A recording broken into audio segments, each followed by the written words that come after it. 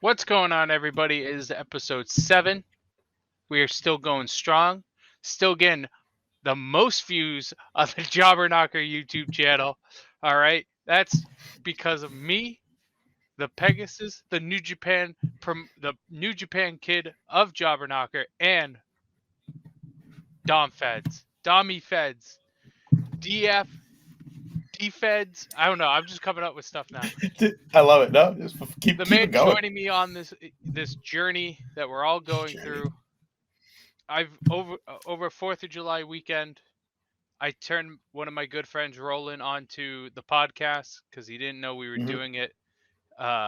Mostly because I think it's because when I promote the podcast on my own stuff, he's sleeping, so he never sees it because he works overnights.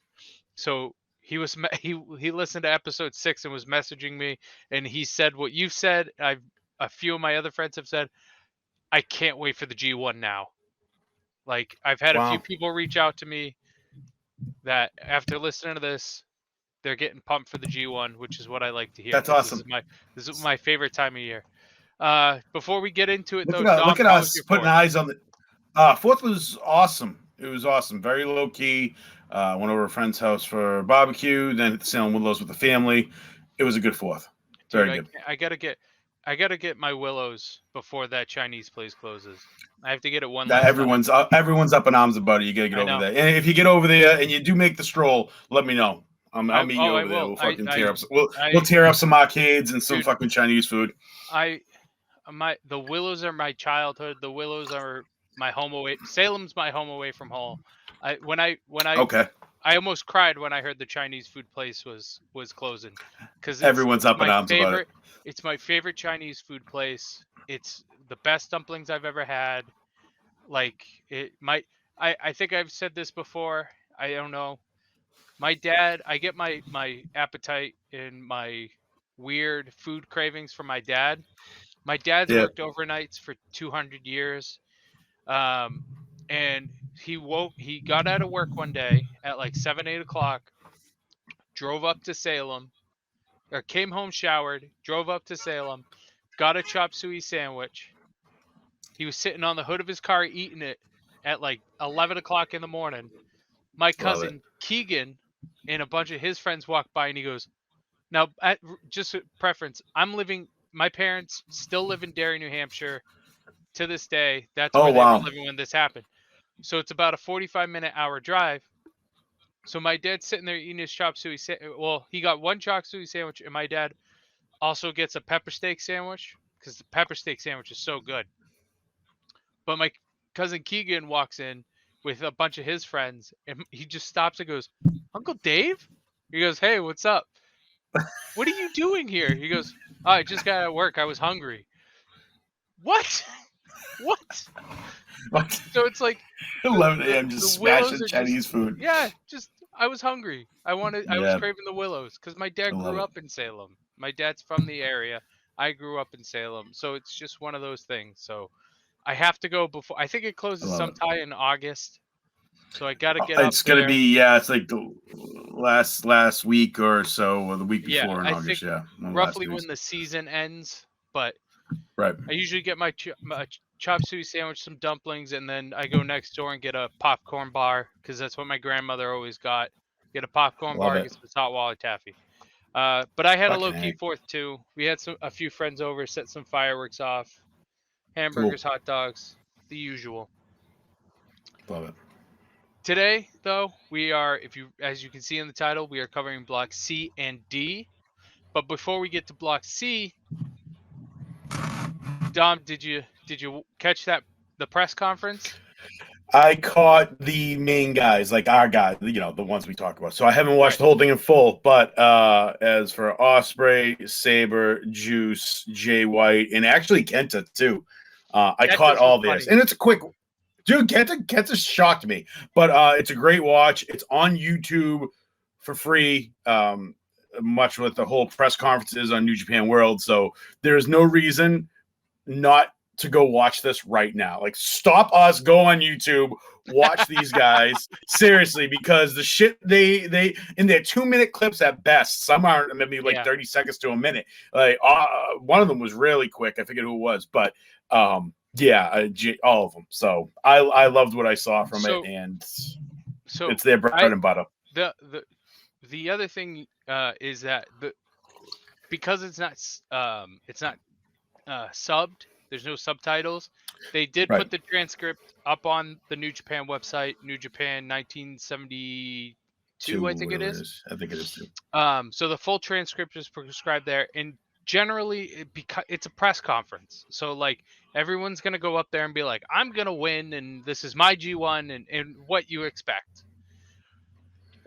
And then you have Kenta, who is telling you his favorite foods and telling that he's saying this in English and having the Japanese translator translate. Yes, I thought that was absolutely hysterical. Yeah. I was dying laughing. I'm like, he's literally just gonna rattle off food names like sushi. Like, what is he doing? Right. And he looks completely different than the Kenta we saw in NXT. And was that Kenta, right? Was he in NXT? That's what I'm thinking of. Where was he? NXT. He was in NXT, right? Yes. Hideki or something like that. Right. But man, he's just got a completely different look, attitude, swagger, and he's got this personality which I had never seen before. So I'll tweet them out too. We should probably tweet those clips out, and so the other you thing can check out Twitter. When it comes to Kenta, and we'll talk about him. I'll touch on it real quick because we'll talk about him later. It feels like he is he's American-fied to a certain degree. His character. He's from what I saw in that press conference, 100%. So like over here, you would be African American or Japanese American or what Mexican American, whatever. He is. It feels like over there he's Japanese American or American Japanese, I should say. Just flip it. He's still himself. He's still whatever. He's still like he's got his Japanese-ness about him, but he learned how to draw in the American. And it helps to draw the American fan in, like us or me. Like now, I was a fan of his style, but never of his personality, And now it seems like just from that whatever it was, 30 seconds of just naming off foods. Now he has my attention, So it's crazy what they can do in the short amount of time of these pressers. Yeah, for themselves, it's wild. Lance Archer and El Phantasmo were not present for the press conference. I assume travel issues for both. I don't know why, to be honest with you. But honestly, Archer's was going to be very simple. He was going to probably say he's happy to be back in Japan and everybody dies. Like that's what he was going to say. I would have liked to see what El Phantasmo had to say. Myself. He said so. He had a. I think he had a pre-recorded message or he had something transcribed. I don't know. Tom Lawler looked like a kid in school. There was a lot of like he looked goofy to me. I saw the thumbnail of him and what he looked like. I didn't watch it, but I was like, "What is up with this dude?" I don't know how. Like I said last week, I don't know how well he's going to translate, but we'll see. Okada did nothing but talk about how there's monsters and the A block is the monster block, and if we get out of this G1 and the new tagline for Okada is not Monster Hunter or Monster Killer, they did something wrong. Nice job, kid. Yeah. That's what he said it himself. He's gonna be the monster killer or something like that. Um, yeah. Did you read the transcript of Yano's? No, I haven't read the transcript Okay, because, hey, and so that's another thing you might have said because my phone is going to die tonight very shortly, but I still have my iPad. I'll be communicating through that till tonight, till tomorrow. I get my charger. So send me that transcript through Facebook Messenger, and so I'll read it tonight he when we get done with he this. he looked exhausted in the like before he stood up. He was like rubbing his eyes and whatever. Uh, I want to pull this up because it's just so good. Um, hold on. G1 IMAX 32.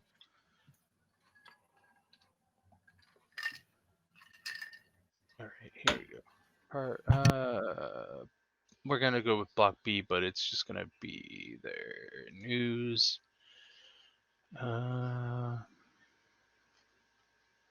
Here we go. What did Yano say? Hello, ever since the blocks were announced, I've been too scared to sleep at night. This place is full of terrifying people, but I represent the great Nippon University, a Nichidai. I don't. I'm sorry. I'm bad with No, my it's okay. alum. Essentially, the alum of his school fears nothing, so you can expect Awesome. me at my fearsome. But he looked so scared and just like so terrified, like he hadn't slept in like Yano, Yano's gonna get eaten live, but he's gonna do it in a funny way, and it was just so good. He was just That's so what a wild spin. That's funny. yeah, he's just scared because it's the monster block. It really Now, is. is he young? What's his age? Like, Oh, is this is his he's first? old. Oh, okay. So this isn't Toro his first Yano. climax. No, Okay. so like really briefly on Toro Yano. Um, he's 44. Um, so here's the thing with Toro Yano is that he was a killer. Like he was a big time bad in New Japan. He did numerous hardcore matches with Team 3D at Wrestle Kingdom and whatever. Like he, Toru Yano, essentially, like he was a bad guy, like absolute bad guy, I see who he is now. I just pulled him up. and Okay. like I don't know when it was, but it was at some point he just turned the corner and became a comedy guy, and honestly he's done so well. Like he's one of the best, if not the best, comedic wrestler of all time. Like he's just so funny. Um, so like Toriano, like I've always wanted to see Toriano go back to what he was, Mhm. but he's just too funny and too good at what he's doing now. Okay. Um, so for the block B, that was it for the block A. But again, everyone's just like, I'm a big guy, I'm gonna kill people in A block. Love it. Block B, the fun when it comes to block B, the Jay White one. The funny thing about that was he gets up and Oh the man. belt's sitting there on the stand on the table Right off in the the thing, right off and the rip. he goes CAEW. That's how you do it, and I Right. laughed He picked up, so hard, dude, picking up right where you leave off from the New so Japan. good. Like literally, it was like to be continued, and he just Yeah, picked it up, part two, like a new show was starting, and he segued right into it, and it was fucking awesome. And he was even being an asshole about the trophy too. So he was gonna yeah, pick it up for me. And then, dude, when he grabs the mic, he's like, "How does this thing work?" I'm like, "This kid's a yeah. fucking dickhead. Like He's he's so so good. good. He's so good. He's so good." Yeah, I'm Did all you in on see the? Jay White. A Did you lot see of people are gonna hate me for saying that right now, but I am all in on that kid. Good. Welcome to the dark side, Luke? Yeah, I'm in. Did you see the picture he posted on Instagram? No. He posted a picture of him holding the belt and the trophy, Yeah. and then there's a picture of Will Ospreay in the background just flipping him off. It's so fun. These two. These two are making they're making this shit so not this, it's just like wrestling in general fucking cool again. Like, Yeah. I don't know. These dudes get style, man. Like they get Yeah. style, they get personality, and I want to see them lock up just for the way they jaw jack each other. Yeah. The Like promos for would be no other great. Yeah. reasons. Yeah. Yeah. Um, so a couple standouts from the B block. Tai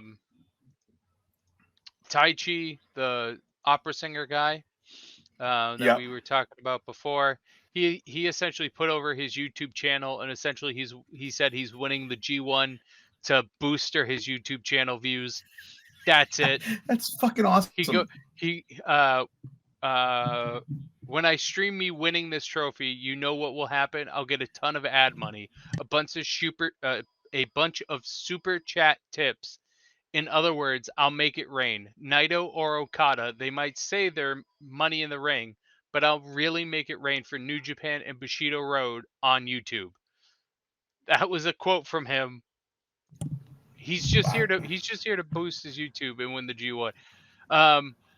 Quickly on I Great love it. Okan, real quick on Great Okan. Uh, he didn't say much, if anything.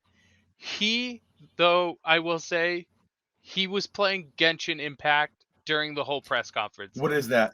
It's a video game on your phone, on your computer. I think it's on So how do consoles they as know? well. Did like they zoom in on He his turned phone to see Nope, what? Oh, he had his phone. He's sitting there.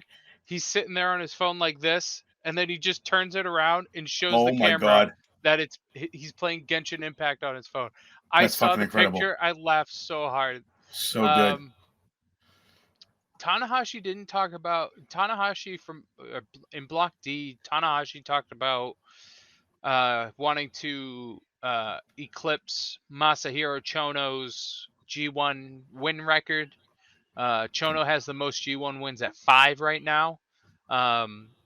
Tanahashi is at 3, Well, and he's essentially trying to come after Chono, and he says jeez. he I mean, needs this. that's some work for Tanahashi Yeah, to win two more at this point in his career. yeah. Wow. I was That's what I was just about to say. Like Sorry. um um it's one of those things where it's like, yeah, he can do it, but like Chono won Right. he won 3 in 4 years.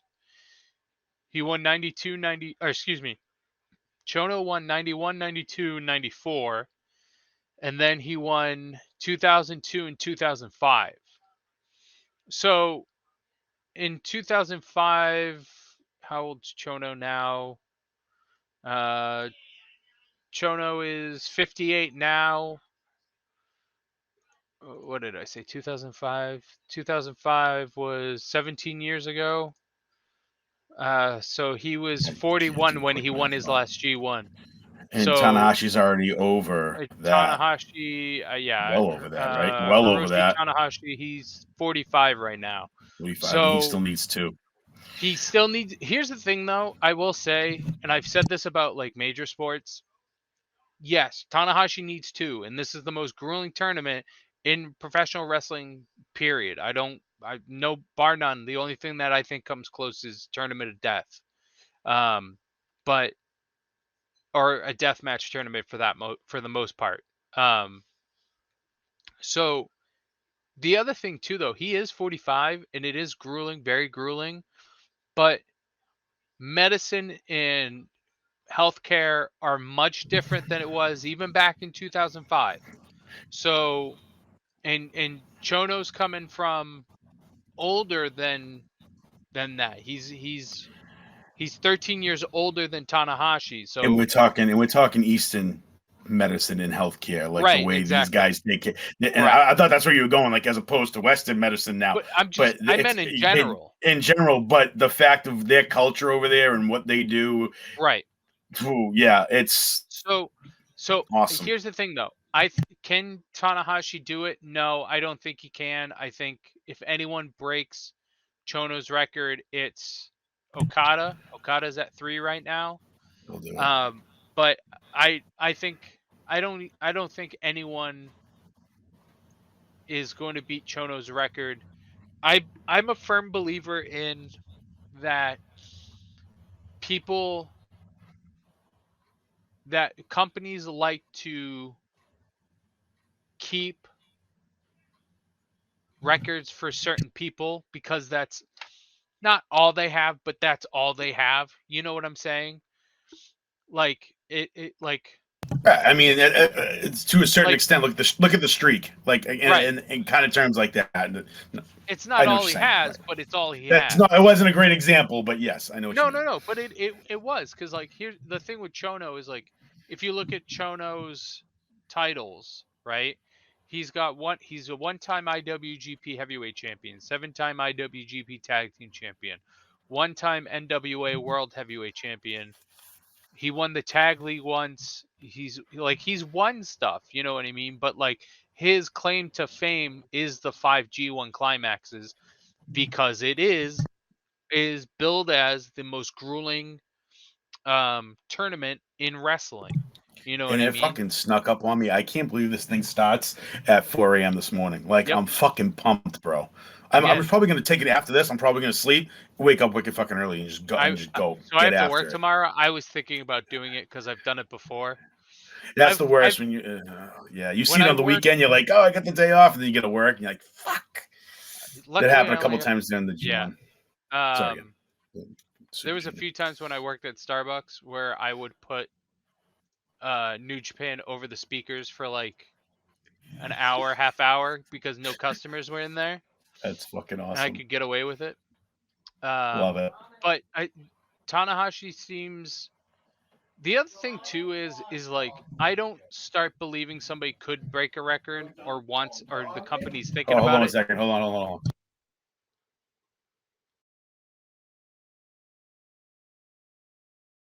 All right, I'm just gonna talk so we don't have dead air. Um, I don't know because Tanahashi could do it. I don't know. It's one of those things that um Tanahashi, yeah. yeah I was gonna let it sit and then I was just like I'm just gonna talk. Oh, I'm just Sorry gonna about talk that. it Yeah. through. No, you're fine. Don't worry about it. So I don't believe companies start like it. WW is different, but I have a hard time. I start to think companies are now becoming conscious. I believe a company will become aware of something when they start to talk about it. It was different with WWE because the streak was kind of it was part of the They event, didn't see so it. they They had to didn't talk see it about it. coming. All of a sudden, they just noticed it was there, and they're like, "Oh, we have something." Like that landed Right, in their lap, you know? Right. right, Or so exactly. they So say. But I do so believe. I think with this, um, like if like it's now a mission for Tanahashi. So Well, yeah.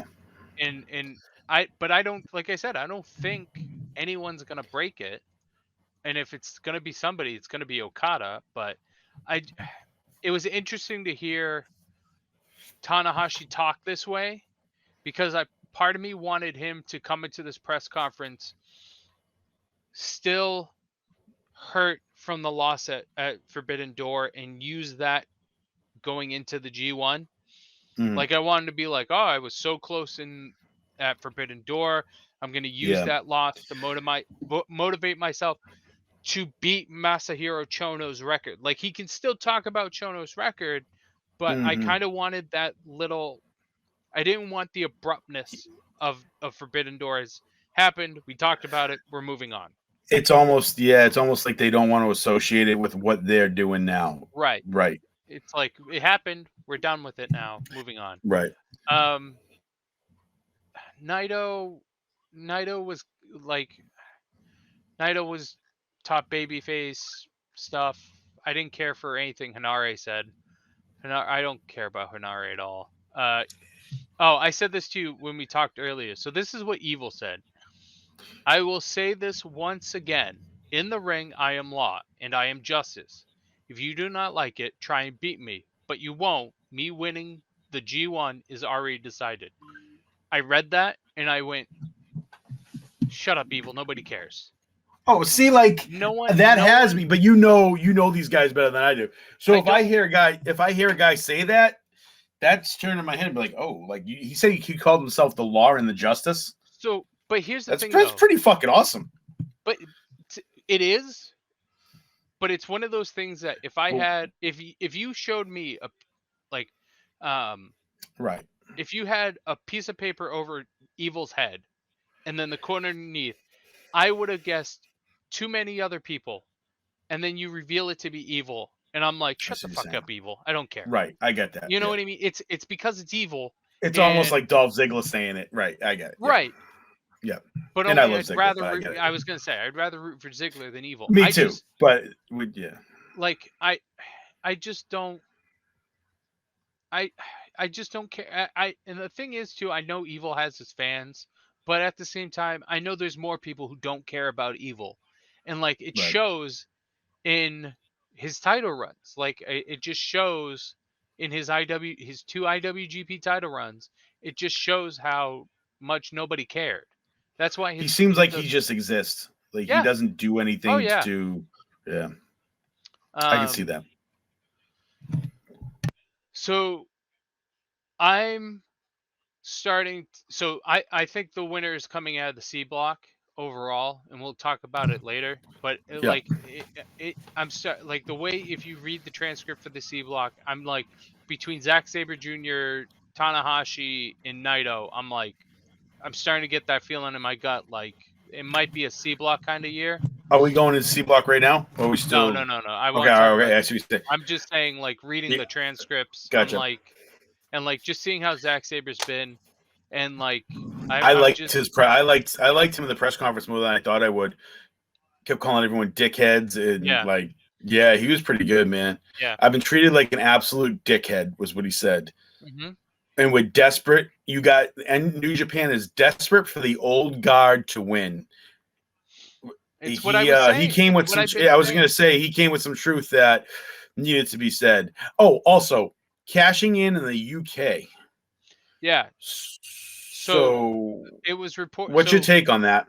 So New Japan had a press conference uh during our off week, essentially is what I'll call it, Okay. because I had the Whaling City Festival, so we couldn't film. Um, Wait, what so was they had that? a What is that? What was the Whaling City Festival?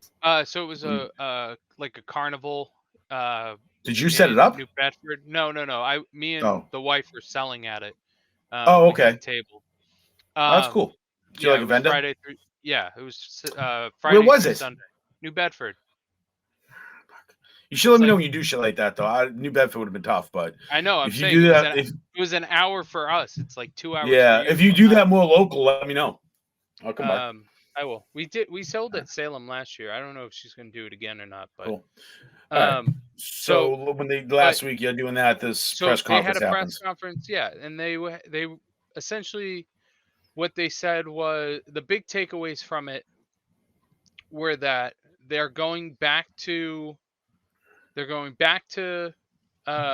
UK for shows. They now can uh, they can now go over to the UK to do some shows and whatnot, which is great because the UK is honestly it might be bigger than their American fan base.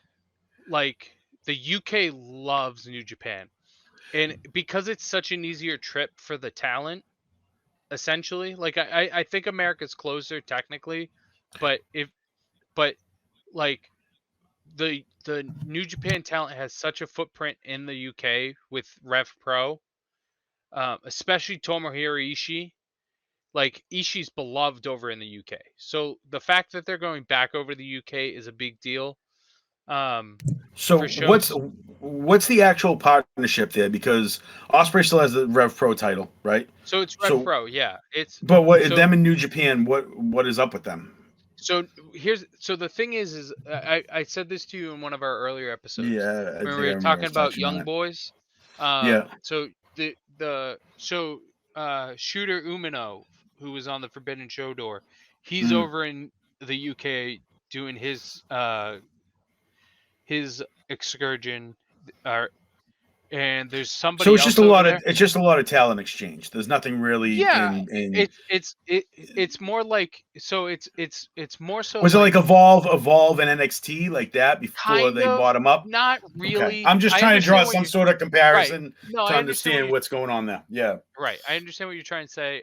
It's more so New Japan has a footprint in every continent Oh, on the earth. gotcha. They have one in Oceania, America, Mexico, or North America, Mexico, the UK. So it's really they form these partnerships with these companies, They're quietly global. They are very right? quietly And global. but Yes. it's solely to benefit themselves, Yeah, which because is smart. what they do is not only do they bring talent in from those, but they also send talent there. And they Yeah. send their young talent there so they can learn another style and learn the road and learn how to be a professional wrestler Right. and come back without having to sacrifice the young talent's time or the established talent's time. Gotcha. You know what I'm saying? Gotcha. And I don't want to spend too much time on it, but what really now just came up with the light bulb that went off was AEW. All of a sudden Wednesday night saying how they were doing those what sounds like a number one contender match. I forget what they were calling them. They were calling them something weird. The Anyway, Rosa got pinned. yeah, so So it's something Rosa's in Rev Pro, but no, they Pac was taped in it. Rev Pro. Pac and Rosa on the same show, Pac, right? no, Pac was in Rev Pro. Okay. Rosa was in Japan, I think. Okay. Unless the show I don't know. I didn't watch Rampage. I went back to watch that highlight of what they were trying to say because it was really all over the place. What I got from it was they taped those two matches wherever they were, definitely Japan and UK, and then put them on Dark though. So those two matches aired on Dark, which what it sounds like. Yeah. That Thunder Rosa match that she lost aired on Dark, but it was taped in Japan under a Rev Pro banner. So all of that, actually, it might have been at that Rev Pro show. I don't know. I think it was. I have it written down somewhere, but so that was very interesting. I would go back and maybe take a second listen to that because I don't know. There was a lot going on in a short amount of a highlight clip, and they didn't really explain what was happening, but they threw a lot of shit at us. So that's all. That's all I wanted to say. So yeah, I mean, yeah, it's New Japan has their footprint everywhere. The UK is arguably one of their biggest markets. Because the other thing that was discussed in that press conference is that 2 years ago, um, this slipped my mind, and I feel dumb because what I've been saying recently. New Japan about 2 years ago bought Stardom, the top That's the female promotion. female. That's the female Yeah. promotion. Yep. So I was under the impression, again, my It memory's was bad. it was a separate entity. I'm the same way. It Right. was a separate entity. I thought New Japan was going to purchase them. They had already. It was more Bushido Road, which is the parent company of New Japan, that had bought Stardom. And that's not on you. They are very tough to keep up with anything they do, including their television. So to even follow them is a process. So I commend you for the way you have put all this together, and there's nothing to feel bad about. Trust me, that it's fucking incredible because they are all over the place and it's not easy. So, but what they said is that Stardom is now going to start traveling with New Japan. Okay. So that means we're getting Stardom in America, and we're getting Stardom in UK. So, and I think that's a big deal because honestly, if you look at in New Japan being a highly dominant male promotion, and they have now put Stardom on their Wrestle Kingdom show multiple times. Last year it was featured on the show. The previous times it was a dark match, but last year it was it was in the middle of the card, and now Stardom is now going to be touring with New Japan, which is only going to bring Stardom up even more. The next step, in my opinion, is Stardom having a match or two on some other big shows. Well, to just interject right there, it was glaring during Forbidden Door. So Forbidden Door, when the only AEW versus AEW match was the women's match, and it was Thunder Rosa versus Tony Storm, which absolutely was probably my favorite match on the card. but it was glaring that, oh shit, New Japan doesn't have a women's division with how big everything is right now. Right. So Stardom. But the Yes, other I thing agree with too, all and this. like the other to that point quickly was that yeah, they had they what they could have done is just do the match they did on Dark with Rosa. Like just bring whoever that was in. Because Right. the other thing too is like AEW has ties with like 3 or 4 Japanese Joshi promotions. Okay. In and Joshi Joshi is Promotions. female promotions. That's what they're Okay. called over there. Joshi promotions. All right. But I think I said this during the Forbidden Door podcast. You're telling me you can't bring somebody in to just have them, you know what I mean? Like Right. I don't know if it's a situation of New Japan doesn't want to get too far ahead of themselves or they don't want to do stuff too quickly. I said this last week, and I know I was talking about uh the Okada run that I have a feeling is coming up. If New Japan just has a hard time pulling the trigger, and it's because of past traumas, and which is fine. But I'm hoping that with all this Stardom talk that's happening, that we're gonna get just an explosion of Stardom. I honestly really wish Stardom would join New Japan World. I really do. I'd be okay with that. I think they may have their own streaming service. I have no clue. But Okay. I think I see what you're saying. I think putting them on New Japan Road would open the eyes to them so much more. Gotcha. When it comes to now, so with the Block D press conference was the one I thought there was going to be violence because that has Juice Robinson, who is the current physical holder of the U.S. title, and Will Ospreay, the actual recognized champion. There was no bloodshed. There was no. No, he got in his face though. He did, and I loved it because I was talking to Me too. you, and you were just like, Ospreay looks like Conor McGregor, and then who said it? Somebody said it.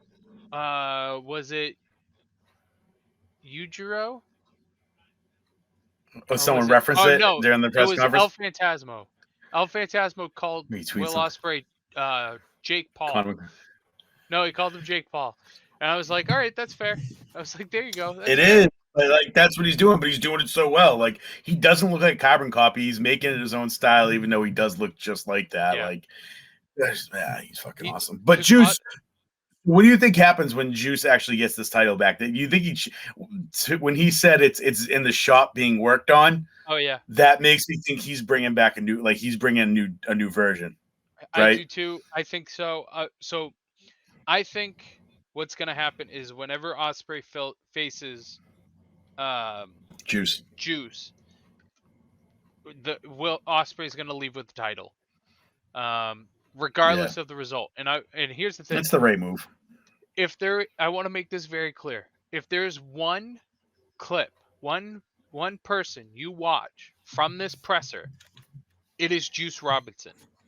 This man was amazing. And here's the thing too. I've watched his presser probably like 2 or 3 times, and after every single time I go, he's not winning a fucking match. He's not winning one. That's what to me that's what that's set up for, is him just losing everything. He tore everybody down, and I just think he's going to lose every single match, and it's hilarious to me. That was so good. Like I'm showing people that I don't show New Japan, like, or who watch New Japan gets to but the don't point. Watch that. Yeah, he gets to the point of like, this is so obnoxious. I don't want to hear his voice, and he gets you right to the point where you're like, I'm gonna hit the fucking mute button. I'm gonna shut this off, right? And just as you're about to, just fucking like, I'm done, he says something, and you're like, whoa, there it is. Like he's so good at bringing you right to. He's so good at bringing you to the point, like, this kid, just shut the fuck up, and then he hits you with the exclamation point. It's like, wow, you ever did. And I'm not a huge Juice guy either, but he's starting to turn me not too. at all. So yeah, one of the things my dad taught me, and it's mainly with movies. Is you watch something one time, you enjoy the whole thing, you just watch. Second Hmm. time, you kind of look for little stuff, but you're still enjoying it. But you're kind of looking for stuff. Third time, you just pick it apart. You look at everything outside of what's Yeah. happening. Right.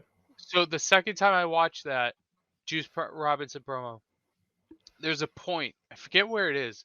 There's a point where Osprey just looks next to him to Shingo, and Shingo And just starts makes this talking face shit. like, we just gonna beat him Saw up. that. I don't know what he's talking about. Yeah, I saw that too.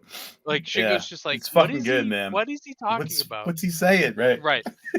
But Shingo, Yeah. like the wife goes, does Shingo understand what's going on? I go, no, he understands. He's just looking at Juice Robinson like this fucking idiot white kid. Is That's what he is too. Like he's such a punk white kid. Like they really must look rock at him like, hard. ooh, So like, dumb. bro, you're So such dumb. a dick. You're such a dickhead. Yeah, I fucking love it though.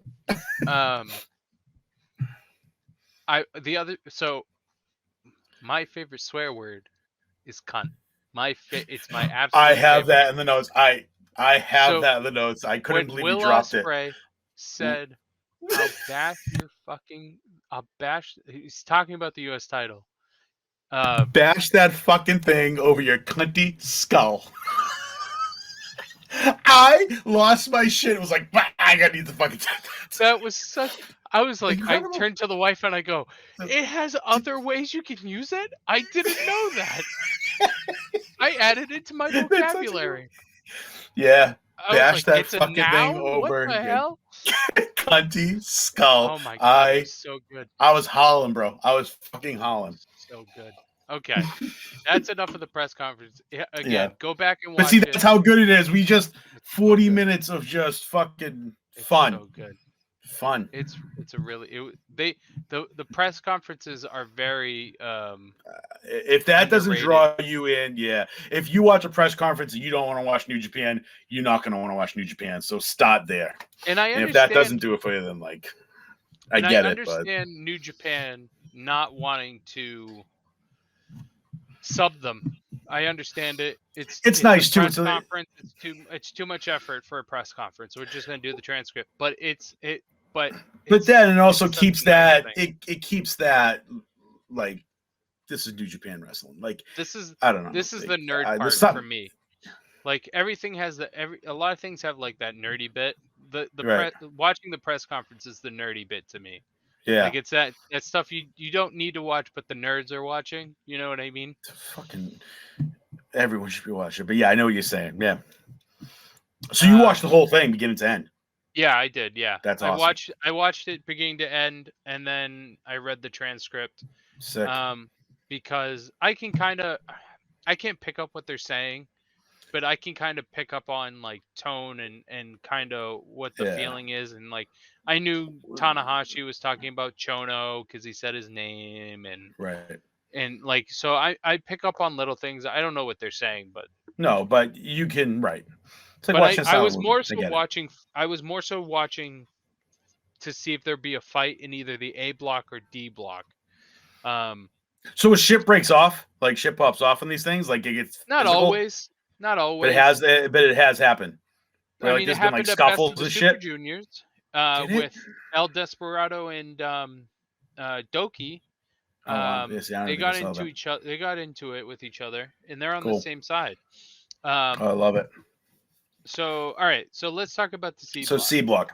Mm-hmm. C block has Kenta, Zack Sabre Jr., Hiroki Goto, Hiroshi Tanahashi, Tetsuya Naito, Aaron Hanare, and Evil.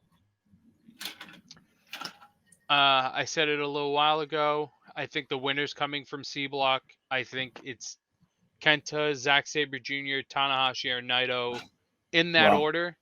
4-1, not 1-4, 4-1. Okay, yeah, I see what you're saying. I would like if I going had back to front. If I had a like my sleeper pick is Zack Sabre Jr. He's won the biggest. This is the biggest G1 in years. It's a fucking monster. Zack Sabre Jr. won the biggest New Japan Cup, which was this year's.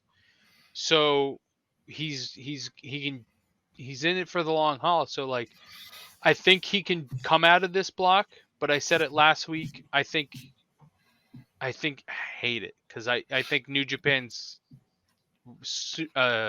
I think they feel like Naito's been out of the top game for too long, and they're gonna give it to Naito. But I mean, and you hate that idea. So you're saying you don't like the idea. You don't like. I see. I like Naito. This is funny that you and me. He's so good in the ring, right? Like I never see this guy have a bad match. No, he it's is incredible. It's not that he is a bad wrestler or his gimmick's bad. It's the fact that he is Okada's rival, just like Tanahashi. It's not that Tanahashi's bad. Okay, I picked Tanahashi to win at Forbidden Door. It's because So is it because you're an Okada guy? It's because I'm such an Okada guy. I love that. That's why I didn't like The Rock, bro. Like I disliked The Rock. I was such an Austin guy. Like I can't like The Rock. Oh, I was a Triple H guy, so I hated Austin and The Rock. Oh wow! See, I love Triple H though, but I get that. Yeah, that's awesome. So, but like also looking at it, it's like looking at this block. Aaron Henare and Evil are not going to do anything. If Evil picks up a win, it's probably going to be over. It's probably going to be over Naito. Like I feel like. Is Henare supposed to be like Blade? What is his deal? He looks like Blade in that photo. What is that? He is. So the thing to me with Henare, he's the uncool kid who's friends with the cool kids. Gotcha. And he's trying to look that's literally kid. been me. That's literally been me my whole life. I totally understand that. Yeah, like my buddies are way too cool for me, and I should no business hanging out with any of them. But for some reason, walk into the group, you're like, right? Yeah, they look, guys, and they're like, "What the hell are you wearing?" But I said this like at the beginning of us doing this whole podcast is that every group has that person who's just there to take the pinfall. They're going to get a win here or there, but mostly they're there just to be the fall guy. That's Aaron Henare for the United Empire. Gotcha. And the other thing, too, is like, you even said it, like, what is Aaron Henare? No clue. Yeah, a Wesley Snipes Blade knockoff. By that picture, I don't think I've ever seen him work. I get what you're saying. Like, yeah, he's got the glasses on, the black trench coat, and he's got the fucking haircut. Dude, Henare looks so weird. The thing is like he's so intense. He's got that Samoan intensity in the ring. Oh, he's Samoan? Yeah, he's New Zealand. So yeah, wow. I feel like he should be a badass. By that picture and that description, now in my head when he gets to the ring, I feel like he should be kicking dicks in. Yeah, you know how he's not. New Zealand and Samoans are they're not. I think on New Zealand they're called Tongans because Bad Luck Fale is from Tonga. Tonga kid, that would make sense. Okay. But you like they're very similar in cultures. Gotcha. Or at least they appear to, from what I've seen, to be, especially with like rugby. Like Bad Luck Fale used to play rugby professionally. Oh, wow. But oh shit. Yeah, but anyways, but he has that like Tongan Samoan intensity and whatnot, and like. But like at the same time, like now it's just like he had that as an identity, and now he's just like he's supposed to be like you said, he kind of looks like a Blade, kind of Terminator-ish. Like he does. He has that action movie. He has that action movie. Yeah, look. That 80s action movie hero. Yeah, at least in this graphic. But like right, but at the same time, like it doesn't translate well to the ring to me because it just feels like. To me, with Henare, and I can't believe we're spending this much time on Henare. I was going to say a lot of time, yeah. When it comes to Henare, I feel like they went, "This is what we want you to be," and he went, "Okay, this is what I'm going to be." And then it's not Henare. It's not even that he probably put spin on it, but it's just I'm a firm believer that I want your wrestling persona to be as much of an extension of you as you can. I mean, that's when you get the realist. That's when you get the realist performance out of that character, right? I don't think we're doing that with Hinare. I think Hinare. Hinare's playing a part. Okay, so you think Naito's coming out? You don't like Hinare? Evil. Do we get into him? Evil's gonna be low. What is there? 7 people in there. He's gonna be like He 5th or 6th. Like him he's and gonna have really Goto. like he has fucking. Him and I Goto don't know shit about Goto. are flip right now. If honestly, I think C Block Those goes 3. Naito, Tanahashi, Saber, Kenta, And Kenta, Goto, right? That's Evil, those and 4. Hinare. The other 3 Like, are just that's how there. that Evil's block- like a little bit of a sleeper, I guess, but Oh maybe not. no doubt. He can absolutely be a sleeper in this. Like he Right. can probably best case scenario for Evil, he's like 3rd or 4th. But like yeah, he can sneak. He can sneak. He can sneak ahead of Kenta, I think. Right, but or maybe even Saber. Okay. But Saber's presser was fucking awesome. Did you ever watch Kenta in Noah? No. Okay. No, I never watched Noah, okay. which I probably should because I would like to see Eddie Edwards shit there too. So Eddie Edwards, Claudio, Chris Hero. Oh fuck yeah, Zawa. No shit. Can you find it? Just Google it, like YouTube it. Yeah, just on YouTube. Yeah. Cool. Sorry. So. Nope. Kenta is the only wrestler I have ever seen on any continent come out wearing gear, come out wearing clothes, get up to a like street clothes, like like a t-shirt and a hat, right? He's got his trunks on. Go to a turnbuckle, get handed a Sharpie, take the hat off, sign it, throw it in the crowd. Take the shirt off, sign it, throw it into the crowd. Get handed more merchandise to sign, throw into the crowd. I have never seen that ever anywhere. That's wild. That's what Kenta is very basic. Kenta is the most one of the top 3 most over people in Noah history, only behind Misawa and Kenta Kobayashi. He is one of the hardest hitters in wrestling history, and he got signed off those 2 things and then became injury prone and then went to New Japan, and he had a bad shoulder injury, right? Yeah. He had a bad shoulder injury, and it was something else too.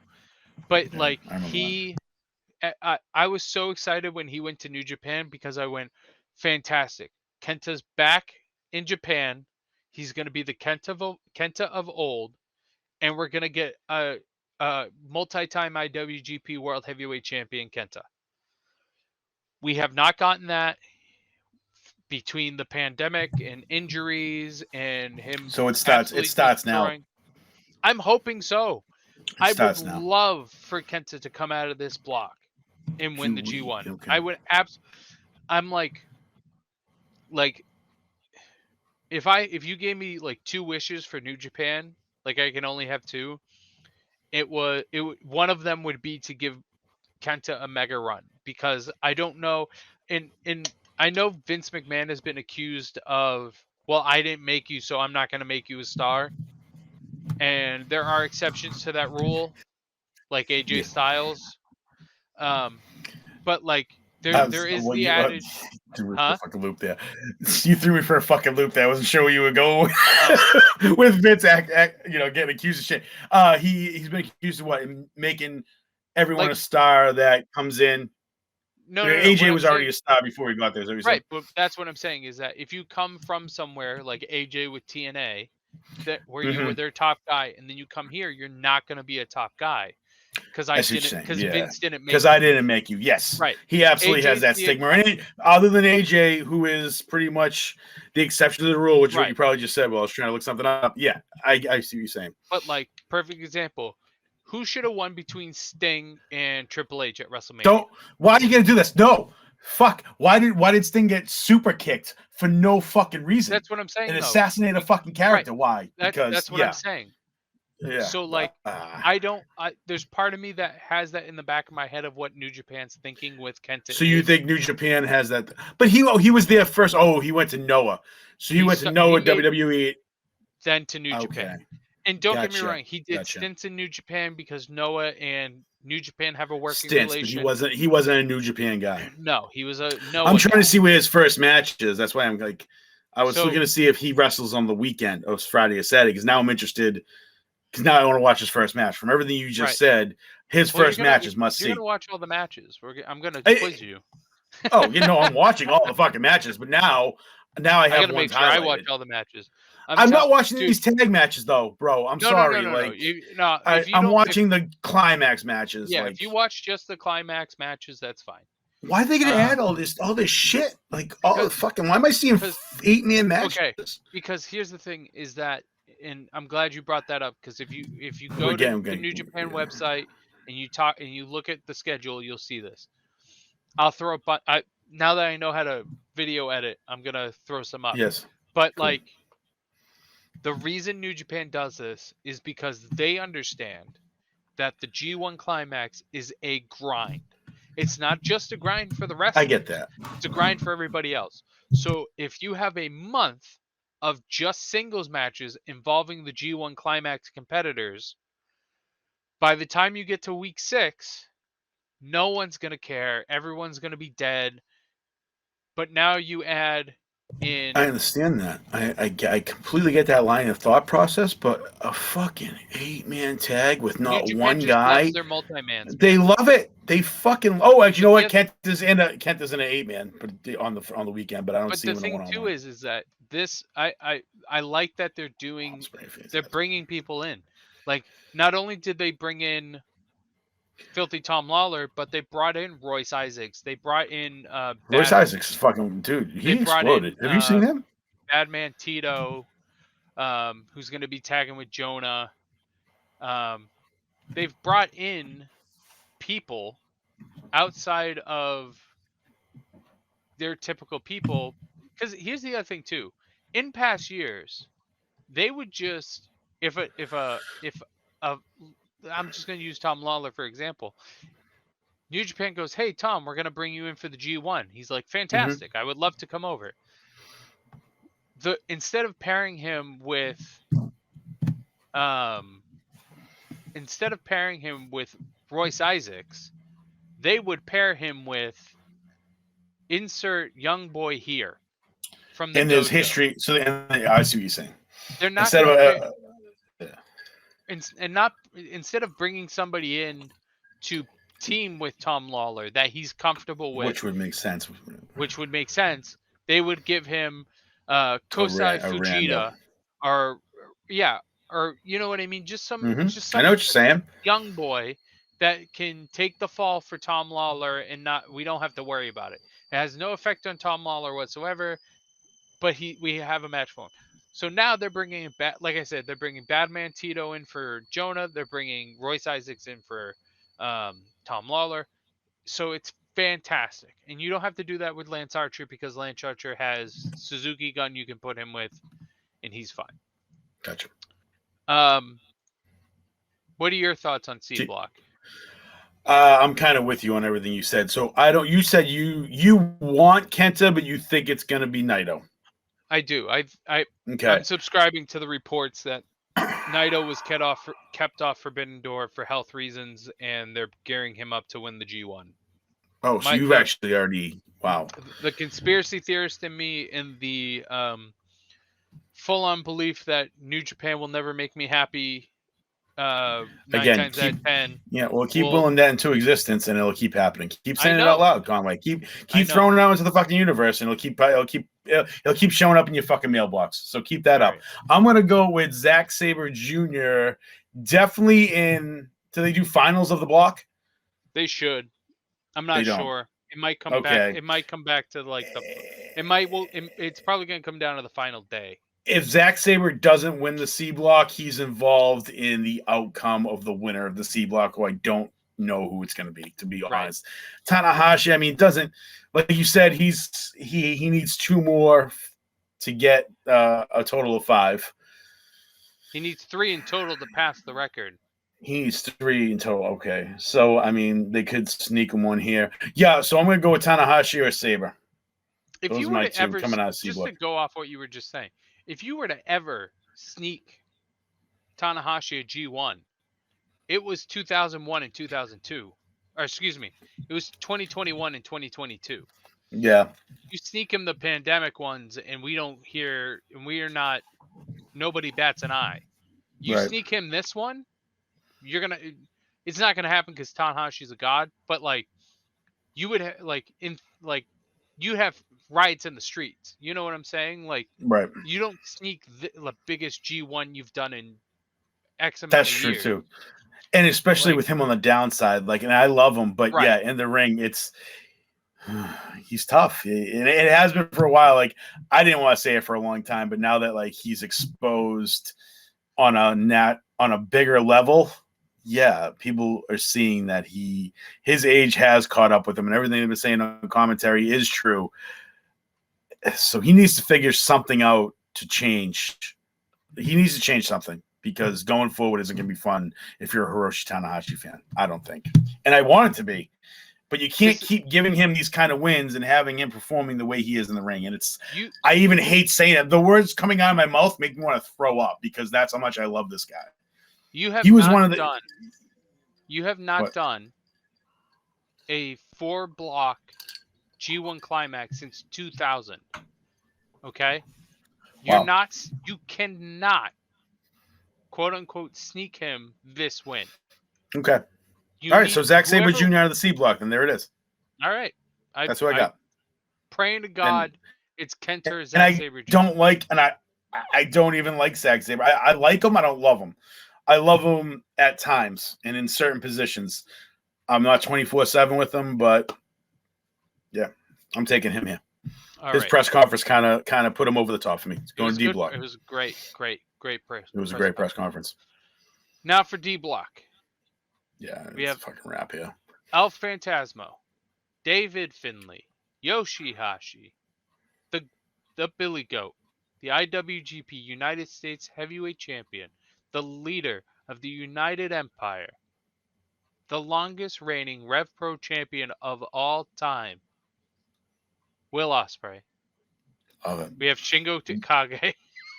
We have Rock Hard, Juice Robinson. We have, and then finally we have Yujiro Takahashi. I don't even know who that is. He just looks like Tokyo Pimp.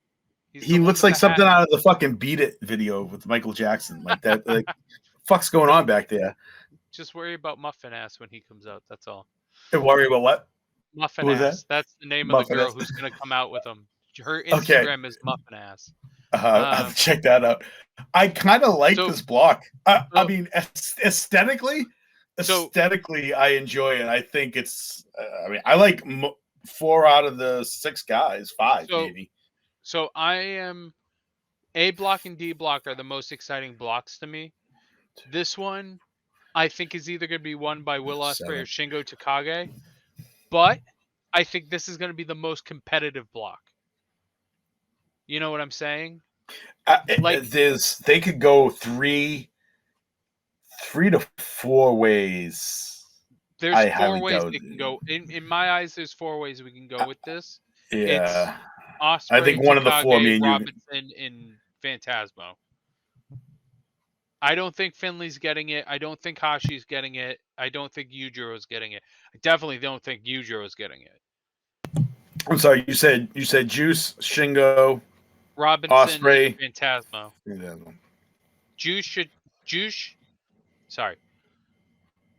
Juice Robinson, Shingo Takagi, Will Ospreay, and El Phantasmo. Yeah, those are. I wanted to sneak David Finlay in there, but Shingo really throws a wrench into that. So for me, David Finlay's biggest win of this G1 will be defeating Juice Robinson and eliminating Juice Robinson from the finals. Wow, there it is. There it is. I like that. But that's me saying that, not knowing when they face, because they are former tag team partners. They are former. I think they won the World Tag League together.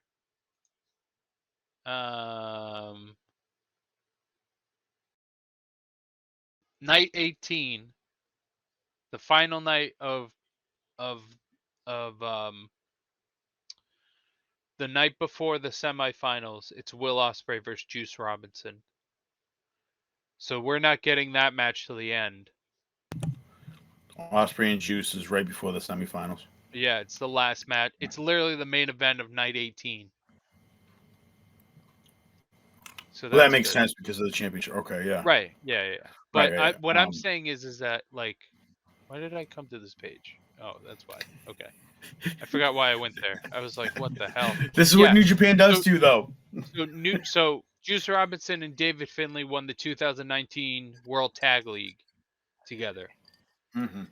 They've been you've seen them in Impact as Finjuice. I think they didn't win the titles. They won. Did They did, and they brought them over to Japan. Oh, that's right. They did win the Impact titles. So Yeah, like there's fucking history awesome. there. So like Yeah, big time. Juice could be on the walking into that match with Ospreay. Ospreay might need a win and get in, or it might be, I don't even know, but I'm just saying, Who like, do you see him losing to in this block? Juice, No, Will Ospreay. Ospreay. Phantasmo, maybe. See, I think if Ospreay loses to anybody, it's Takagi and maybe Phantasmo. I don't think he's losing to What Juice heat on that the would be. last night. Could you imagine Phantasmo having that in the back pocket? I think. Could you imagine like having to listen to that? Just how he beat Will Ospreay in the G1, how he pinned him.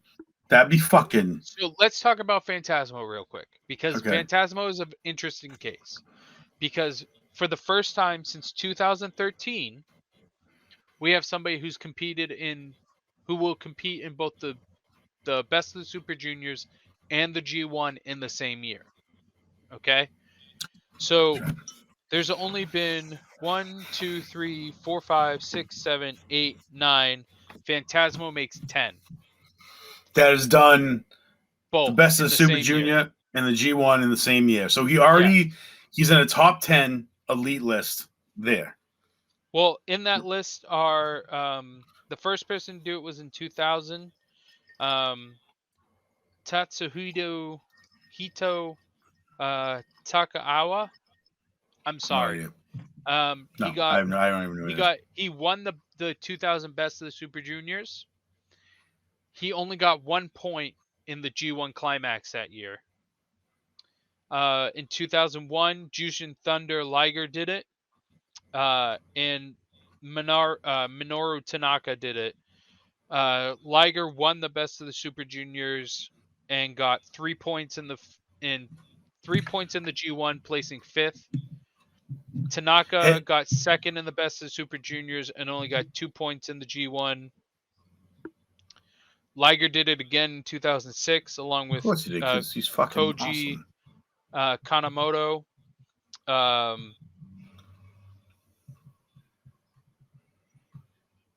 Neither man won the Best of Super Juniors that year, but Kanemoto got 7 points in the G1, whereas Liger only got 2. 2007 Milano Collection AT won the Best of the Super Juniors. He ended up getting 5th in the G1 with 4 points.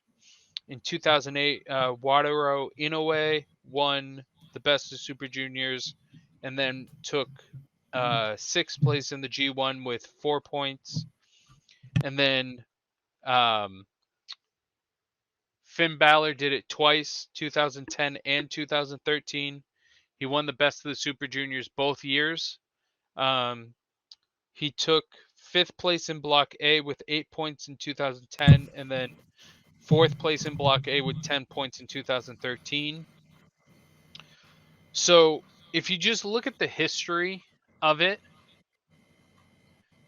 Phantasmo is not in line for a good year this year in the G1.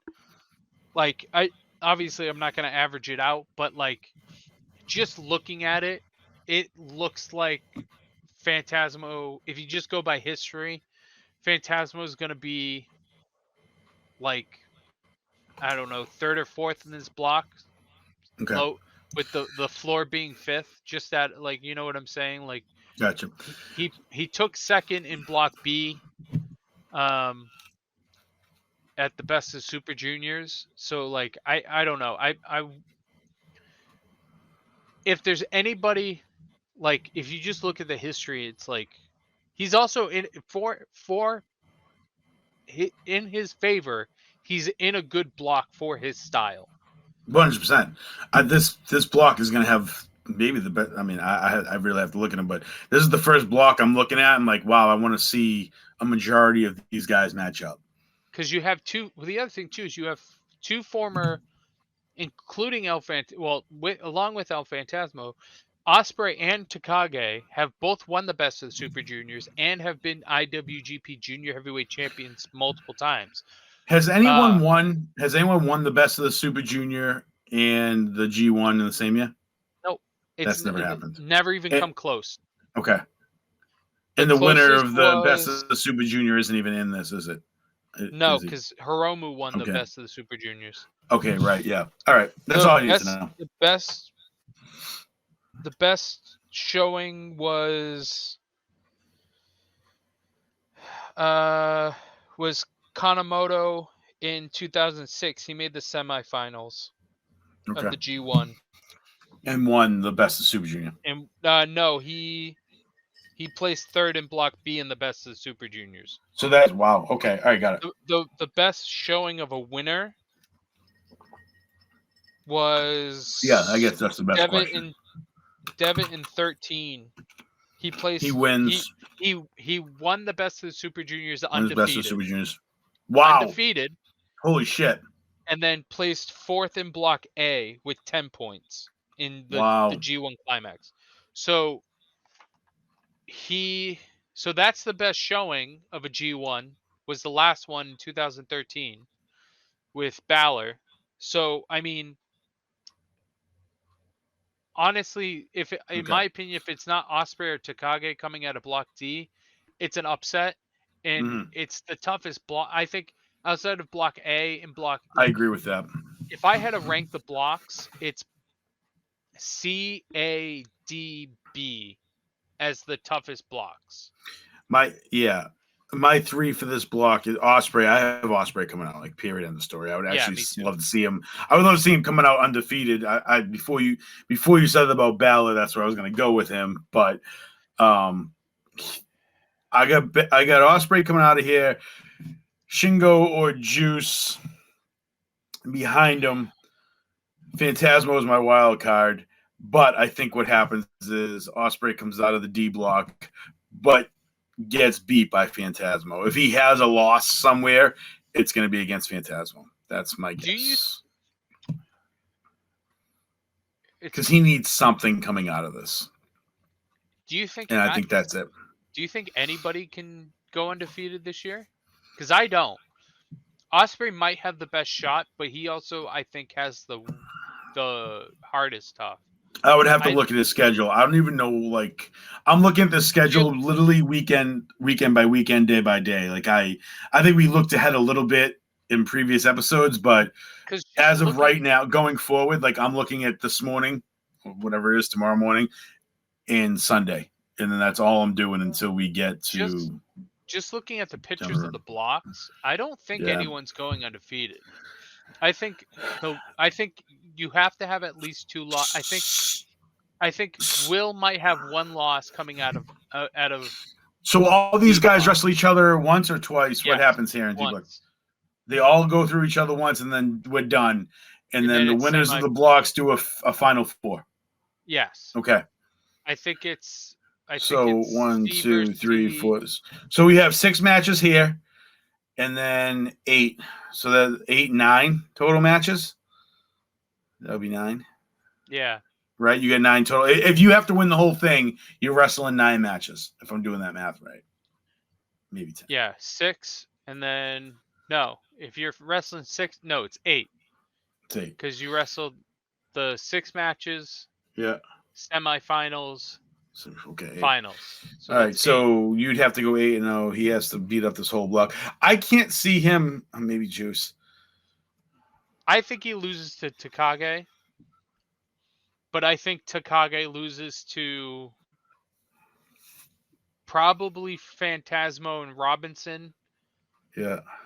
But after watching Robinson's promo, I really hope he loses every single match. Yeah, I like that. That would be absolutely hilarious to me. And like, stop throwing hissy fits. Like, throw that old school, Oh remember yeah, when Jericho did that early in Nitro, like he couldn't get a win, so he would literally just throw temper tantrums. I think that would be awesome for Juice Robinson right now. Yeah, do something like that.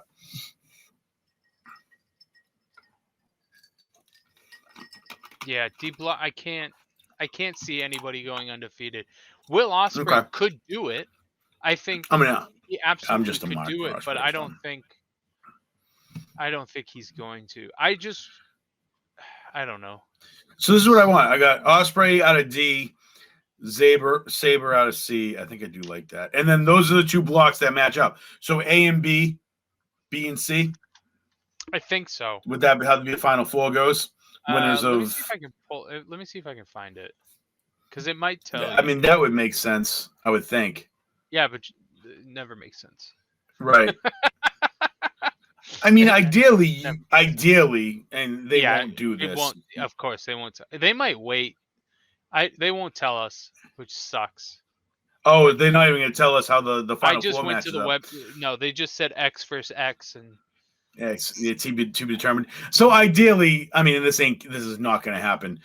As a semi fan of this and just like casual, I guess. I want the four leaders of the blocks. I want the number one seeds, Final Four, March Madness. You always want to see those four teams like Duke, North Carolina, Kentucky, Michigan, whoever it may be. Michigan You State, want baby. the fucking four power. Hook 'em horns. You want the Hook 'em four horns. powerhouses showing up. Okay, so then that's what I want. That's what I want out of this. I want Okada. I want Jay White. Give me your final four. Okay. Okada, Jay White, C block. We're gonna have to discuss because that kind of throws a wrench in everything, and then Ospreay. So 3 out of my 4. That's definitely what I want. I'm putting you on the spot. I'll give you my 4 right now. Okay, I have to look at. I have to change my C block answer. Then I think. Okay, no, Saber. All right, there it is. There it is. No, that's it. Lock it up. Okay. Okada, Jay White, Zack Sabre, Will Ospreay. Ospreay takes the whole fucking thing. See you later. Good night. G1 Climax 32. Just booked it. only loss Ospreay takes is the Phantasma. Okay, so my final 4 is Okada, White, Kenta, and Ospreay. Beautiful. So we're on the same track. I think there's the most variance in Group C. Yeah, C's a wild card for sure. So, who's your matchups then? Like, who faces who? What's the breakdown of who you want to see? Because for me, I guess we automatically get the rematch with Okada and Jay White if they go A and B. Because Okada, I'm not asking Jay what White they're doing. I'm asking what you want to do. Oh. What's the 2 matchups you want to see? Have we gotten Ospreay and Okada yet? Jay White. Yeah, we've gone to many times. Okay. We have Okada, Jay White, Zack Sabre Jr., and Ospreay. So, I mean, Sabre is the odd man out. I don't give a fuck. Where he ends up, he loses. So, feed him to any one of those 3. I don't care. Jay White. Okay. All right, great. So I would feed him to Jay White. I'd have Ospreay beat Okada, and then if you have Ospreay winning, I would have Ospreay beat Jay White. Ospreay Jay White. Have we had Ospreay Jay White yet? Like on a big scale since they've been not on a big scale like this. No. So that's a matchup. Yeah. Okay. So there it is. Then yes, I want that. That's 100% what we do here. For me, I would have Okada versus Ospreay, with Ospreay going over, and then I think there's a first match of the Final 4. Yes, and then I think there's a fun dynamic of Jay White versus Kenta. Because they're both in the Bullet Club. Jay White's the leader of the Bullet Club. Okay. I think there's a fun dynamic there. I like that. And that match would be fucking sick. And I think you have Kenta beat Jay White some way, somehow. I think that it's I think you don't here okay. I'm just gonna go on this. I'm just gonna say this now because it just popped in my head, and I'm just gonna go. You have Okada versus Ospreay. You have Kenta versus Jay White. You have Kenta go face on Jay White take out Jay White, exit the Bullet Club, and then you have Kenta beat Ospreay. But now this is going to be very clear.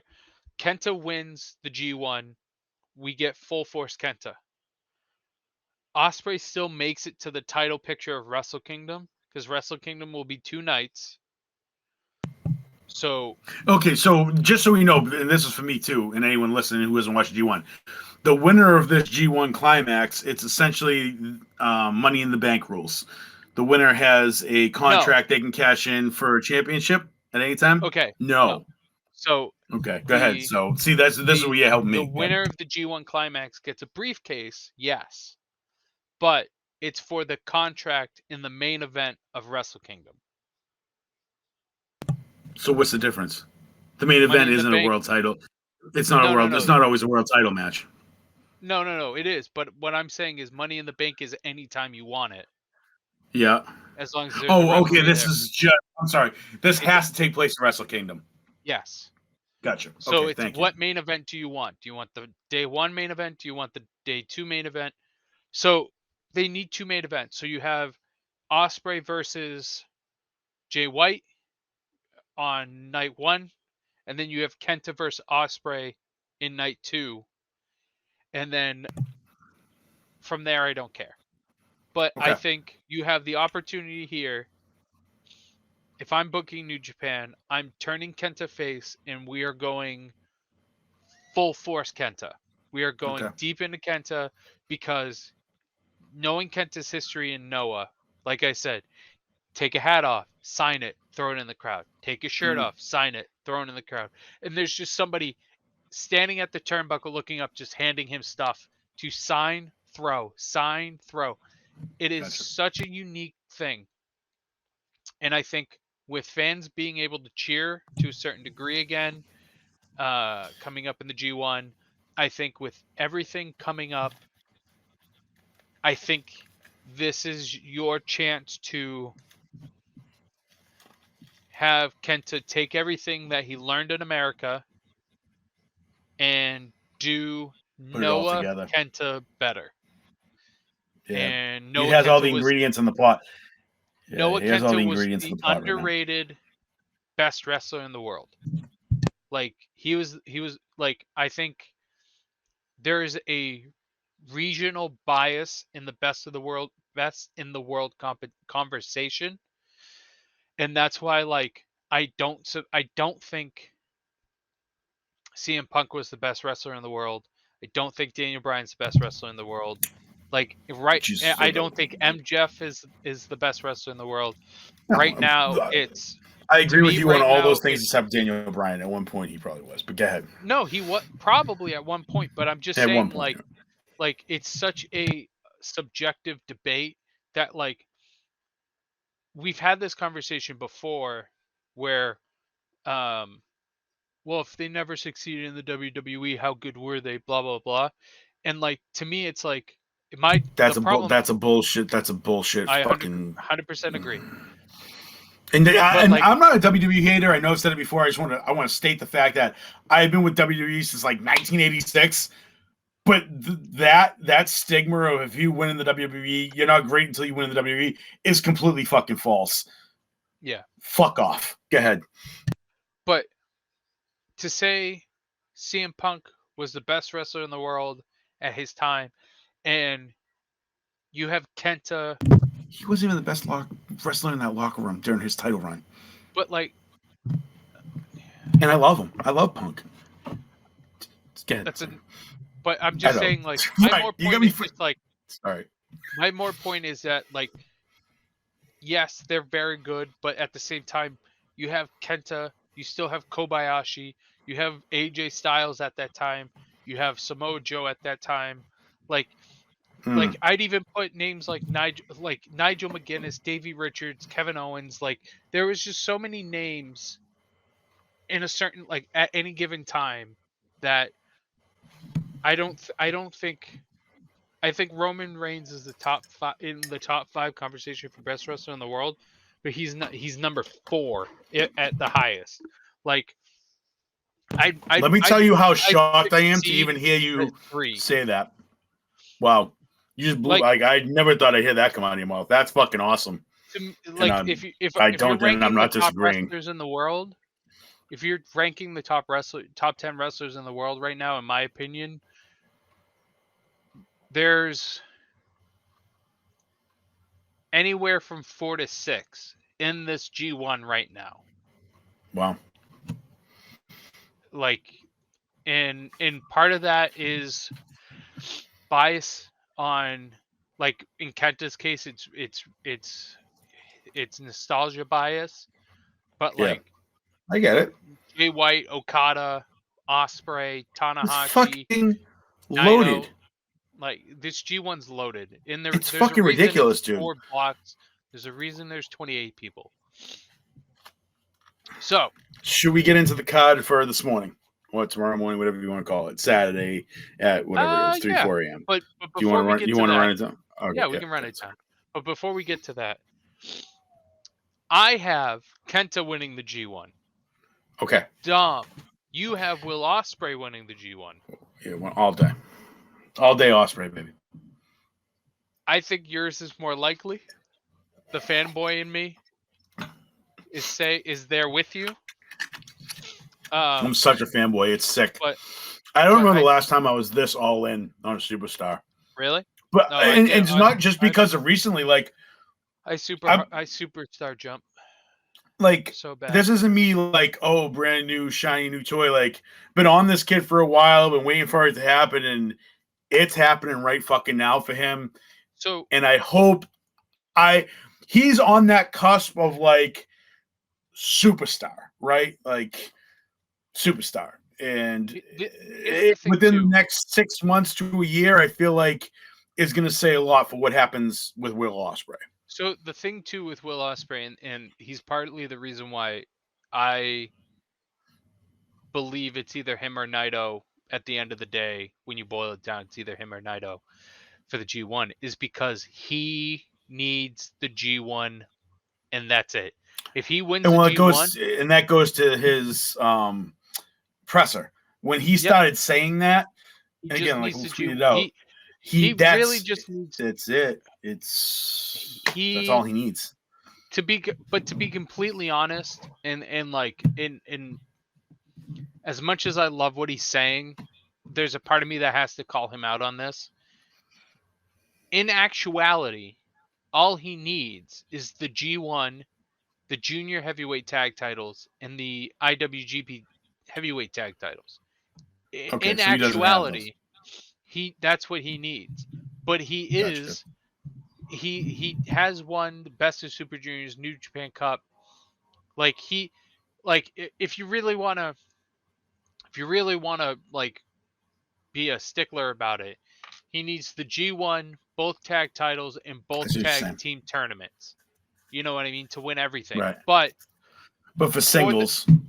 For singles, yeah, he just needs the G1. Yeah, and then he'll be the most successful singles wrestler in New Japan history. That's fucking crazy. There's no conversation. That's fucking crazy. No conversation. And think about that. Only 29. Only 29. He's the Billy Goat. Like here's the thing: is like for me, it's not so much sparkly new toy. It's I have so many favorites. I love Jay White. I love Okada. I love Will Ospreay. I could watch them wrestle. I could watch them every day of the week. I'm going to, because that's what the G1's going to be. It's going to be. The only other guy I was very excited about, because like when I first came back to this, Tanahashi and Ibushi were the guys that locked me into New Japan, especially Tanahashi. I was like, oh shit. Then you realize that this guy's on the downside, so there isn't much upside. So you have to realize you can't invest all of it into him, right? So you just take it for what it's worth, enjoy the rest of this run, and then see him off into the sunset. Ibushi, I was like, this motherfucker. I know you're not an Ibushi guy, but for me, it was like, oh shit. Like that, I wasn't great. I wasn't huge into Okada, but I get why he's so good now that I watch his matches. But it was Ibushi. And then like Ospreay was just kind of like fucking around everywhere, and I would catch him here and there, like Evolve and this and that. I think we even seen him wrestle like like WrestleMania weekend with a whole bunch of people, and it was like 2018. So I was like, you always saw him. Whenever you saw him, I didn't know exactly who he was wrestling for, but I just knew Will Ospreay. I know who he was with, what he was doing, but I knew this kid was gonna be a superstar. And now that he's like cemented into this shit and actually there, yeah, like this is his time. So I'd say. So Like, this is it for him. before we run down the first match card, I just want people to understand because this is, I don't know if people know when I say I've said the G1's grueling so much that I actually want people to understand. These are the dates, like the actual dates for the G1. Dude, the schedule's I'm just gonna go down. long. Go ahead. July 16th, July 17th, July 20th, July 23rd, July 24th, July 26th, July 27th, July 30th, July 31st, August 2nd, August 5th, August 6th, August 7th, August 9th, August 10th, August 13th, 14th, 16th, and then semifinals on the 17th, finals on the 18th. That is, Wow. Dom, I know you're a sports guy. I know there's some people listening who are sports people. That is NBA style scheduling. Is back-to-backs with 3 days off, back-to-backs, 3 days off, break, 3 days. That's the equivalent to the March Madness. That's the equivalent to the first week or two, or like the first 2 weeks of like March Madness. It's fucking wild. Like that's nuts. Right. Like the weekends, not the weeks, but yeah. Like that's holy today, shit. That's today, tomorrow, and then Tuesday or Wednesday. Hold on. I got to do this with the calendar. I'm going to throw myself off. I was just looking at it too. Oh, God damn it. Now that I'm trying to do this. This is why Conway doesn't do things, people. All right, no, I don't want you to open the.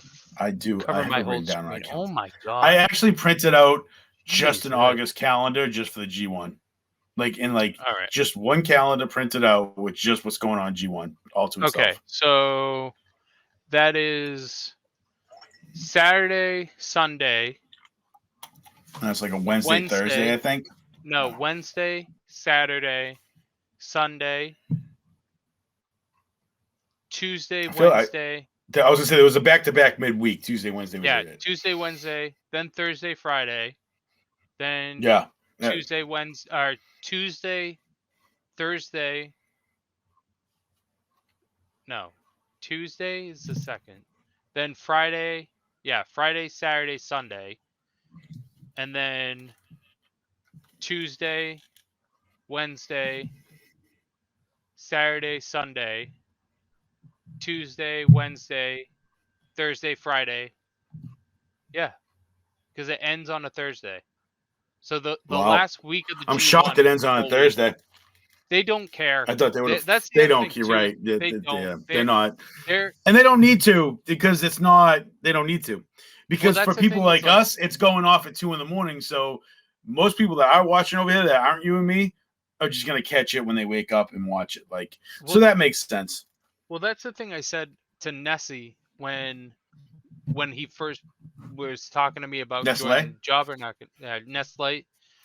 He keeps dodging me in the ring, but it's fine. Oh, does he really?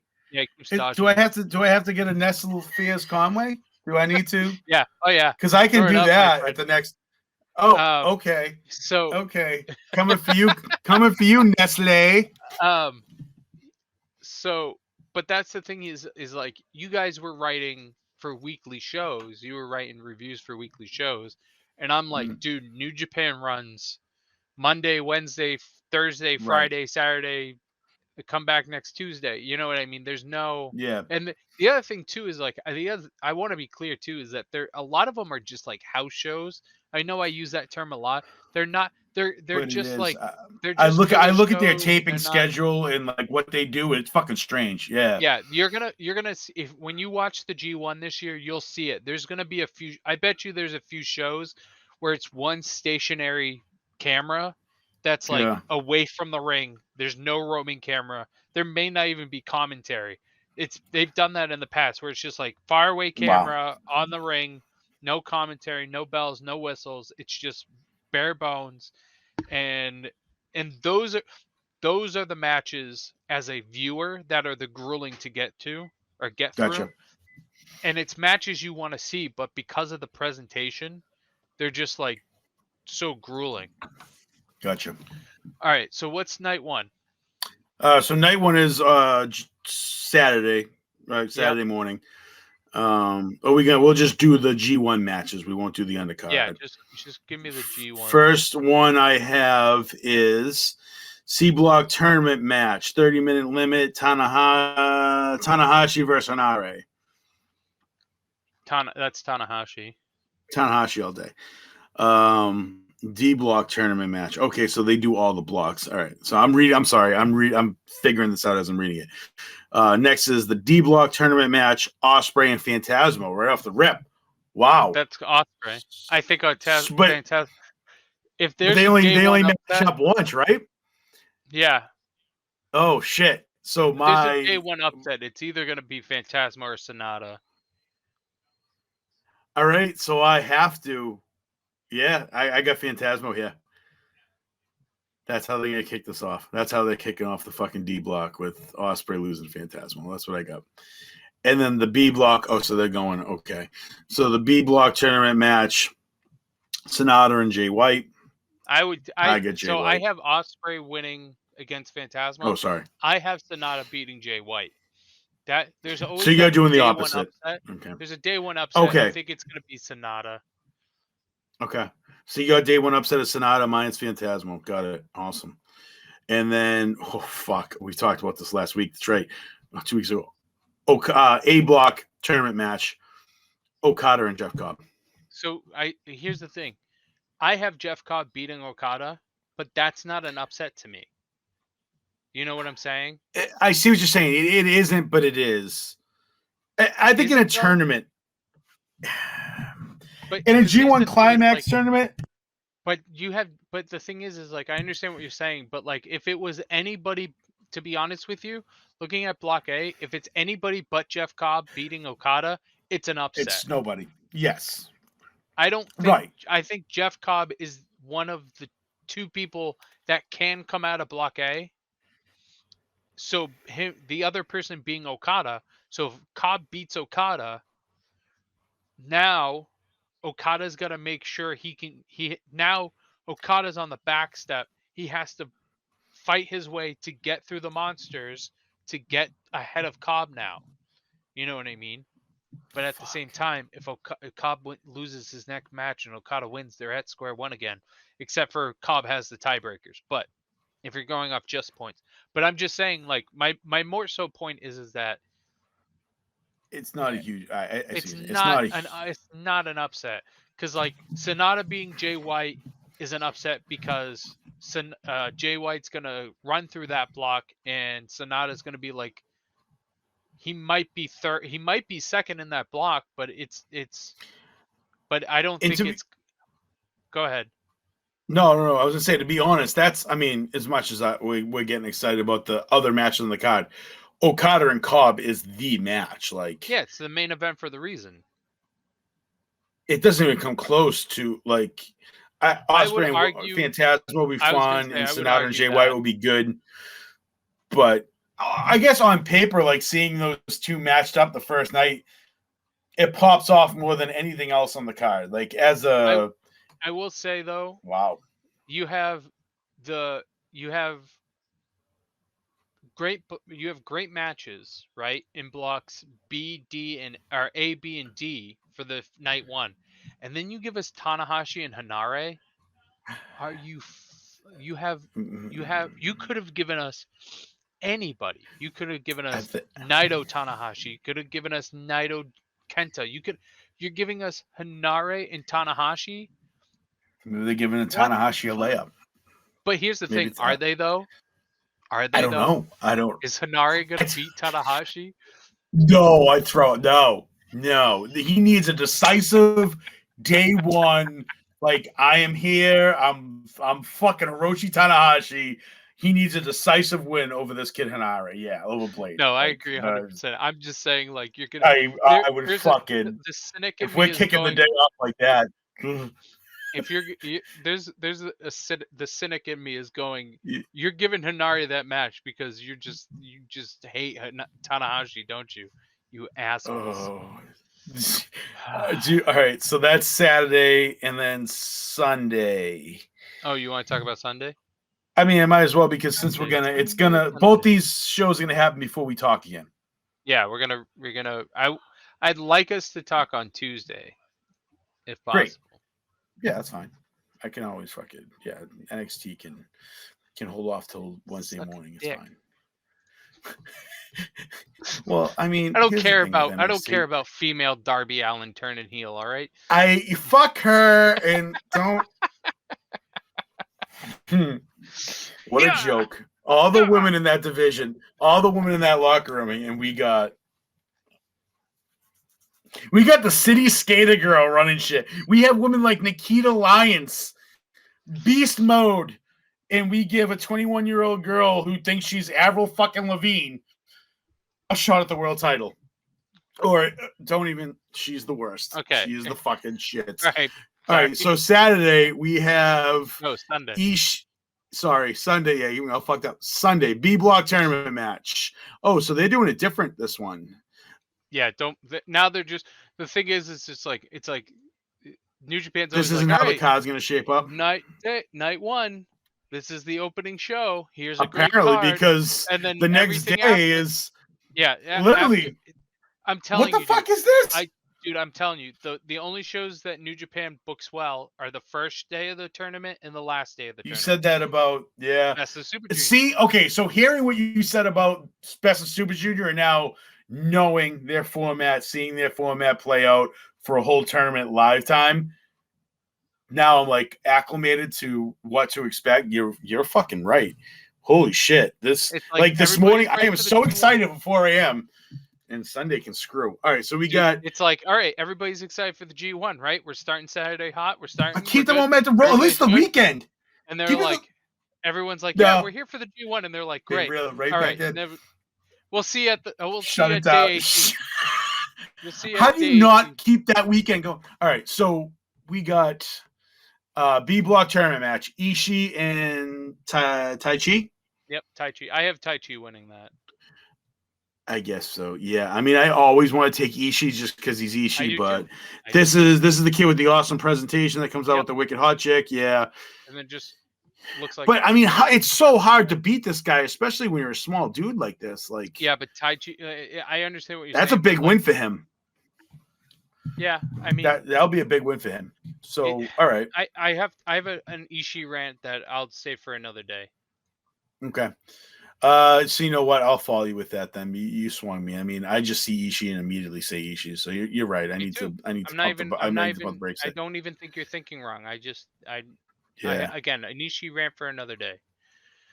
Yeah. Okay. So A block tournament match. Jonah and Yano. Jonah all day. I think Yano's gonna try to do Yano things, and then and he's gonna get popped. Yeah. Yeah. He's just gonna be 100%. C block tournament match. Wow. Okay, here we go. Kenta and Zack Sabre Jr. I think it's gonna go to Zack Sabre Jr., but I think I personally think I'd rather see Kenta win, but I think it's gonna go to Sabre. This is a tough one, man, because this is Kenta's comeback. This is his first match coming back to New Japan, coming into New Japan. No, it's his first. So he had a few matches. I'd say high profile. When I say that, yeah, I mean not like a high. This is his first high. Back from the face injury at Wrestle Kingdom. Yeah. Okay, so he's at Wrestle. Okay. Shit. Well, this one's really a coin flip. Can they go the time limit? I'm gonna say time limit draw. I wouldn't. 30-minute time limit draw. So. Then what happens there? It's a draw. They each get a point. They each get a point. 2 points for a win. Okay. 2 points for a win. 1 point for a draw. No points for a loss. Gotcha. Cool. Yeah. All right. I got draw there. Did you have anything else? On that That Block C can't tournament? they No. say it? No. No. There's one more match. Just that match. Okay. And then the final match is D Block, Juice Robinson and Takashi. I just fucking Shingo. We'll call him Shingo. Juice Robinson is Shingo. It's Shingo. I would, if you told me the surprise of day 2 is Juice beats Shingo, I would believe it. But if there's an upset on day 2, it would be Yano over Jonah. But I just think Juice shows up, but Shingo shows out. I just think I'm with you on that. I like Shingo. I want to see good things for this kid because he's a fucking beast. So yeah, and I'm not a Juice guy. So yeah, I'm here for that too. I also really want Juice to lose every single match of this tournament. Just off I'm that so promo. with that. It was so funny. Real quickly on Kenta, yeah, he wrestled January 4th, and then he hadn't wrestled since he wrestled January 5th against Tanahashi, and then hadn't wrestled since the 3rd of this month. So that was with a face injury, yeah. So all right, so that's day 1. That's day 2 in the books. Day 1, day 2. Again, free on. Did you say they're doing it on YouTube too? I don't know about these matches. No. The press conference was on YouTube. Yeah. New Japan World. Go on New Japan World and watch these. Please. They might throw 1 or 2 matches up. I know for the Best of Super Juniors, the opening day they put like the first like 2 matches up on YouTube for free. But you still have to. You still have to sign up. Like you still have to do. You still have to have a login. You can't just go to the. I don't think you can go to the New Japan World website and click on the link. So you actually need to make a profile, which is bad. And honestly, their passwords, it's not like here. There's no numbers. There's no symbols. Yeah. I think I have 7 letters in my password. It's fucking wild, right? Every time I'm like, oh, this is a really simple password. I have like 5 passwords that I kind of cycle through, and then there's the New Japan one that's different because I'm like I'm looking for a special letter here or there. I mean, I'm just trying to give people a selling point as to how easy it is to get into New Japan World. You literally don't need a symbol, you don't need capital letters, and you don't need numbers. So you can do all lowercase, email address, bang. Go watch Saturday and Sunday, the first 2 days of this tournament, please. I will say that it's advertised at 999 yen. That's roughly like 7.5. It's $7. It's like $7. It's 7 and change. Yeah, 7 and change comes out of my account, and it's a fucking no-brainer. You get like it's a no-brainer. You get a full G1 coming up, and you get a probably I would say 80% full archive of New Japan history. I don't even know how to get into their archive. I haven't even done that yet.